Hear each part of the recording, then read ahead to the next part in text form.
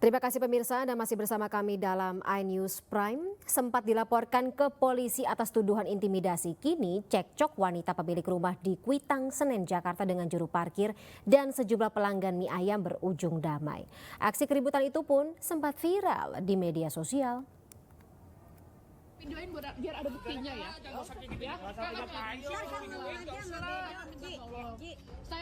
Akibat parkir sembarangan menutupi jalan masuk rumah warga, sejumlah pelanggan warung mie ayam cekcok dengan seorang wanita pemilik rumah. Kejadian ini terjadi di kawasan Kuitang, Jakarta. Dengan nada lantang, pemilik rumah mengingatkan tentang peraturan pemerintah daerah di mana motor dan mobil dilarang parkir sembarangan. Namun permintaan agar para pelanggan mie ayam memindahkan kendaraan justru mendapat perlawanan hingga terlibat adu mulut. Video rekaman yang diunggah ke media sosial jadi viral. Mediasi damai dilakukan Lurah Kuitang, Jakarta terhadap sejumlah warga yang bertikai di kantor Kelurahan Kuitang. Mediasi pun dikawal polisi untuk mencegah terjadinya keributan lanjutan. Meski berjalan alot, namun akhirnya wanita yang telah melaporkan juru parkir dan sejumlah pelanggan mie ayam ke polisi atas tuduhan mengintimidasi bersedia menempuh jalur damai. Alhamdulillah untuk pelaksanaan mediasi sudah berjalan dengan aman, lancar. Kita menghasilkan beberapa poin, diantaranya kesepakatan kita bersama bahwa untuk menjaga ketertiban dan kenyamanan warga bersama untuk parkir di wilayah kawasan Satuan Sama Kuitang, untuk saat ini kita sterilisasi. Saya sudah lega ya dengan hasilnya gitu. Kemudian dari Pak Lurah saya juga mendapatkan dukungan gitu. Dan ini yang terpenting kan sebenarnya adalah area rumah kami, area tempat tinggal kami menjadi lebih aman dan nyaman ya Pak Lurah ya. Kita sepakat dan akhirnya juga udah terjadi mediasi ini, saya jadi merasa lebih baik sih. Agar tidak lagi mengganggu aktivitas warga, Lurah Kuitang akan mensterilisasi kawasan Kuitang dari parkir liar.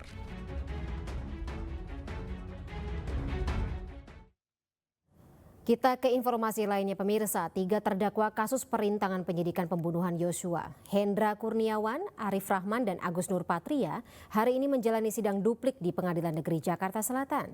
Dalam duplik atau tanggapan atas replik jaksa penuntut umum, kuasa hukum Arif Rahman menyalahkan Hendra Kurniawan sebagai pihak yang membuat kliennya duduk sebagai terdakwa. Bahwa sejak awal terdakwa Arif Rahman telah menyampaikan seluruh rangkaian peristiwa yang terjadi tanpa menutupi fakta apapun dan membantu terangnya peristiwa di Komplek Polri Duren 3 nomor 46 yang dilakukan dengan cara melaporkan temuan salinan rekaman CCTV tersebut kepada saksi Hendra Kurniawan selaku pimpinan tertinggi Biro Paminal Divisi Propam Polri dan bagian tim khusus yang telah dibentuk Kapolri untuk mengungkap peristiwa yang sebenarnya terjadi di Kompleks Polri Duren 3. Namun saksi Hendra Kurniawan malah menempatkan terdakwa Arif Rahman dalam posisi sulit karena memerintahkan Arif Rahman untuk melaporkan temuan tersebut kepada saksi Ferdi Sambo secara tatap muka. Dan setelahnya saksi Ferdi Sambo mengancam terdakwa Arif Rahman agar rekaman CCTV tersebut tidak bocor kemanapun. Bahwa selanjutnya alat bukti saksi Baikuni Wibowo dan alat bukti saksi Cuk Putranto serta alat bukti keterangan Arif Rahman maka telah terbukti setelah terdakwa Arif Rahman merasa aman dari ancaman saksi Ferdi Sambo karena sudah ditempatkan dalam patsus sejak tanggal 8 Agustus, terdakwa Arif Rahman dan saksi Baikuni Wibowo secara sukarela memberitahukan dengan jujur tentang cerita yang ditonton oleh terdakwa dari file kopi rekaman DVR CCTV dan menyerahkan laptop milik saksi Baikuni Wibowo yang sudah dipatahkan kepada penyidik Waprov di Propam Polri pada tanggal 8 Agustus. Yang mana rekaman tersebut menunjukkan keberadaan almarhum Brigadir Joshua yang masih hidup pada saat Ferdi Sambo tiba di Kompleks Polri. Sementara itu, Menteri Komunikasi dan Informatika Johnny G. Plate mangkir dari pemeriksaan Kejaksaan Agung dalam kasus dugaan pengadaan BTS Kemenkominfo. Kejagung pun menjadwalkan ulang pemeriksaan Johnny pada tanggal 14 Februari mendatang.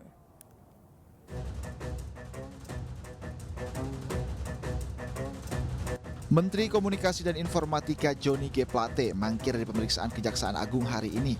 Plate beralasan ketidakhadirannya karena menemani Presiden Jokowi dalam acara Puncak Hari Pers Nasional di Medan, Sumatera Utara. Selain itu, Plate juga menyebut akan menghadiri rapat kerja dengan Komisi 1 DPR RI terkait RUU Perubahan ITE 13 Februari mendatang.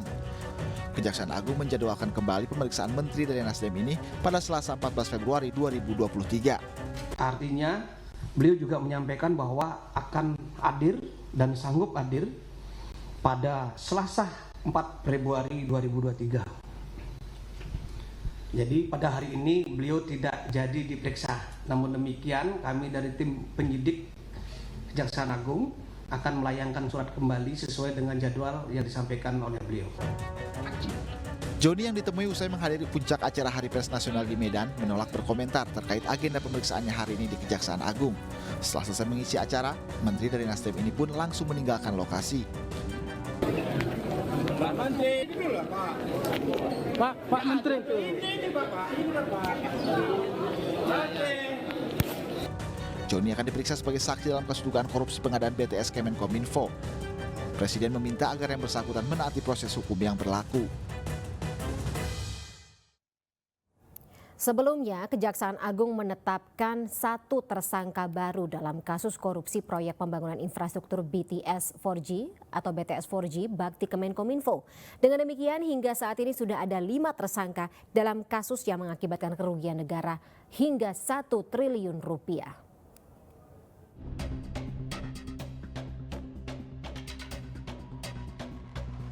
Kejaksaan Agung menetapkan tersangka baru dalam kasus korupsi penyediaan infrastruktur Base Transceiver Station atau BTS 4G dan infrastruktur pendukung Bakti Kominfo. Tersangka baru tersebut adalah Komisaris Solitech Media Sinergi berinisial IH.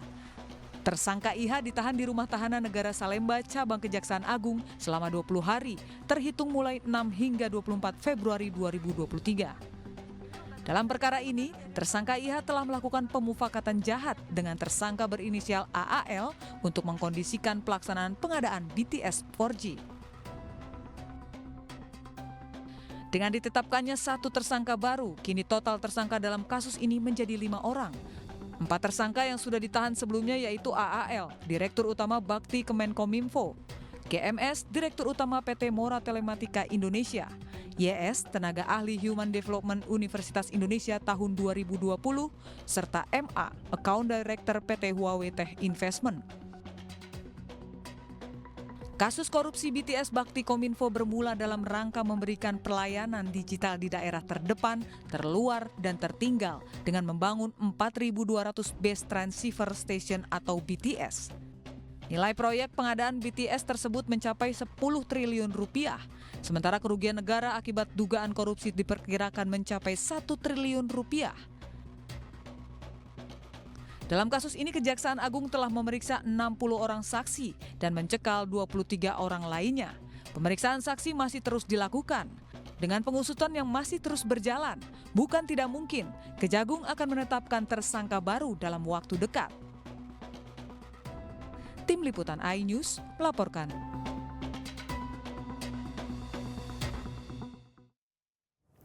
Nah pemirsa, Presiden Joko Widodo menghadiri peringatan Hari Pers di Medan, Sumatera Utara, dan di sela acara Presiden menyempatkan diri untuk bersantap durian bersama sejumlah pemimpin redaksi media massa.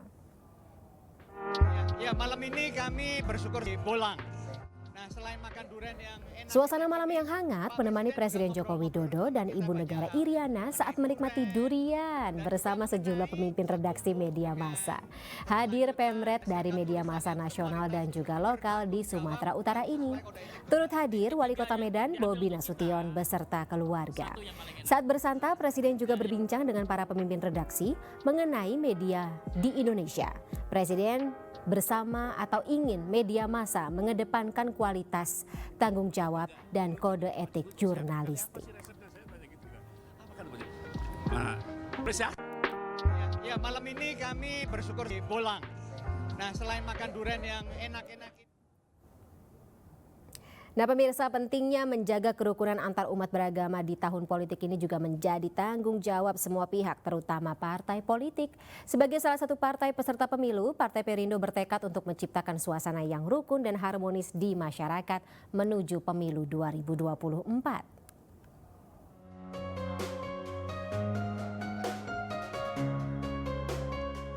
Menjaga kerukunan umat beragama menjadi bahasan utama pertemuan DPW Partai Perindo Provinsi Riau dengan Forum Kerukunan Umat Beragama atau FKUB Riau.